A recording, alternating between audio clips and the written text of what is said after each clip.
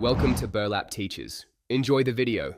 You begin by heating your oven to 325 degrees F and arranging 6 ramekins in a deep tray for a bain-marie. Heat 2 cups heavy cream with vanilla until steaming but not boiling. This extracts flavor without scrambling eggs. In a separate bowl, whisk 5 yolks, 1/2 cup sugar, and a pinch of salt. Once the cream is hot, pour a thin stream into yolks while whisking steadily to temper them. This prevents curdling and yields a silky custard.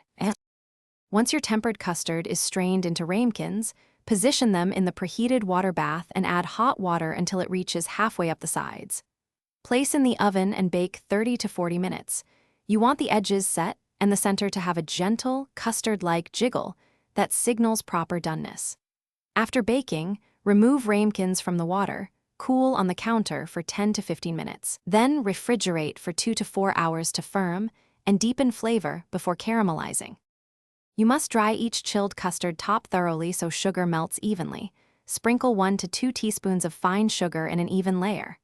If using a torch, move in steady circles until the sugar bubbles and becomes a deep amber. If using a broiler, watch closely from 6-8 inches away to avoid burning. Make sure to wait a minute or two for the crust to harden before serving. If the sugar burns, scrape and resugar if the custard is too runny. Next time, bake slightly longer at the same temperature.